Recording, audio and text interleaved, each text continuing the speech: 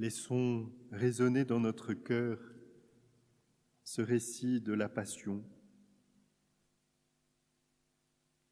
et découvrons Jésus qui traverse l'épaisseur de notre vie humaine. Cette épaisseur qui est faite de joie mais aussi de souffrance. Et plus particulièrement dans la Passion, durant la Passion, Jésus visite le péché de l'homme, ses conséquences aussi.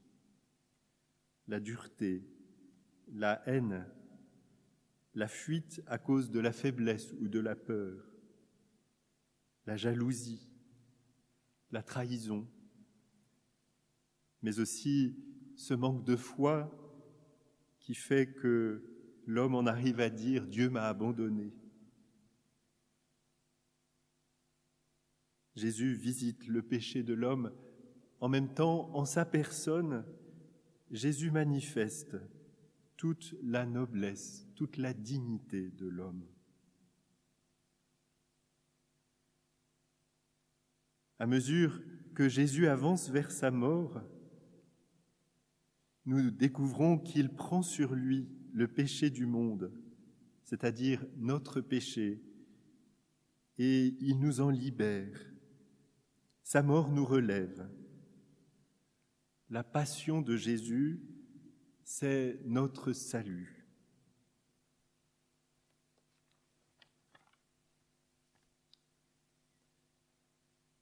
Nous recevons aussi la passion de Jésus en tant que religieux consacrés à Jésus.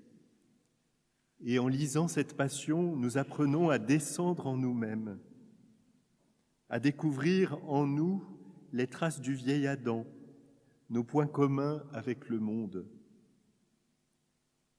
Mais parce que nous vivons notre vie de consacrés avec foi, nous découvrons aussi en nous les effets de la passion de Jésus. La souffrance et la mort de Jésus nous purifient. Elles réveillent notre amour. La miséricorde de Jésus pour nous nous rend miséricordieux à notre tour. Notre vie est une expérience toujours plus profonde de la passion de Jésus, avec ses deux faces, être pardonné par Jésus et être saisi d'amour pour Jésus, par lui, être saisi d'amour pour nos frères, jusqu'à comme lui donner notre vie. Cette année, parce que nous vivons cette passion de Jésus en tant que consacrés, mais à huis clos, nous voulons présenter à Jésus, en même temps que nos personnes qui ont tant besoin d'être pardonnées et en même temps d'être associées à lui, nous voulons offrir à Jésus ces souffrances qui ne sont pas offertes. Nous voulons offrir à Jésus ces personnes qui donneraient tout pour pouvoir aujourd'hui entendre sa parole et qui ne le peuvent pas. Nous offrons à Jésus tous ceux qui voudraient trouver dans leur force, qui rencontrent leurs limites, un peu plus de force pour rendre service. Et du coup, en regardant Jésus vivant sa passion, nous pouvons faire deux choses. Nous pouvons à la fois le contempler et de l'intérieur, avec notre cœur, le suivre. Regardons Jésus pour voir ce qu'il a fait pour nous et pour apprendre comment aimer. Suivons-le pour répondre à son amour. Regardons-le, lui, l'agneau, sa patience, portant nos péchés. Regardons-le, lui qui porte sa croix. Seul l'amour le tient debout. Regardons-le qui nous aime jusque lorsqu'il est en croix, crucifié. Seul son amour demeure au milieu des coups. Et suivons-le, car il est notre unique espoir. Suivons-le aussi parce qu'il est le fiancé, celui qui entraîne son Église. Et dans cette Église, comme religieux, comme consacrés, nous voulons être de ceux qui courent avec le fiancé. Suivre Jésus, c'est d'abord un mouvement d'obéissance, mais cette obéissance ne peut exister que parce que nous voulons donner notre cœur avec amour à Jésus. Dans le récit de la Passion, Jésus, sa royauté est tournée en dérision. Eh bien, que dans notre cœur offert à Jésus, Jésus devienne vraiment roi, non plus de cette manière détournée, dérisoire, mais de cette manière pleine. Il est le roi de notre cœur.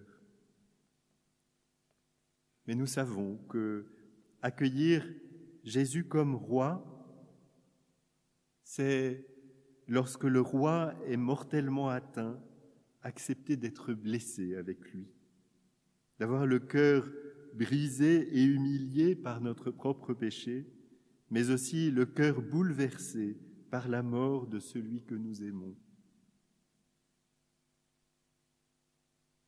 C'est si exigeant que nous touchons rapidement notre limite pour aimer Jésus et pour l'aimer et pour aimer comme lui.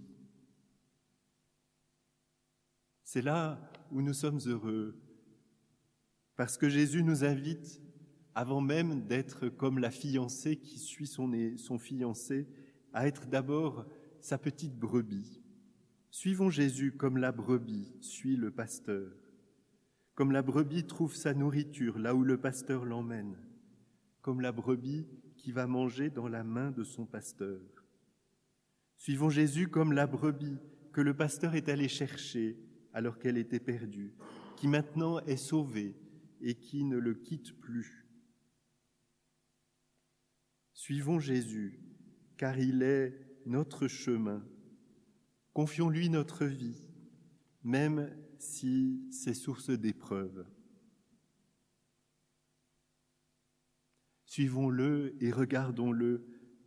Regardons plus attentivement Jésus, sa tête couronnée d'épines, son visage si noble, mais couvert de crachats.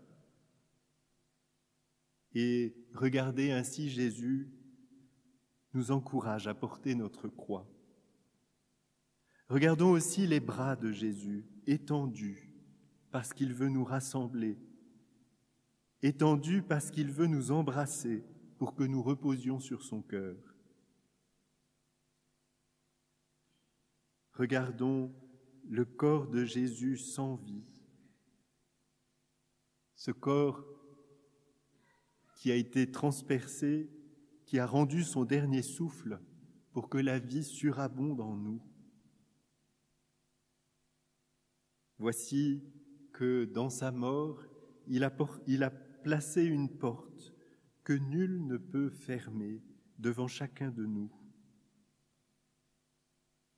Et poussons la porte, acceptons avec un cœur plein de foi et d'action de grâce de le suivre jusqu'au bout de sa passion. Amen.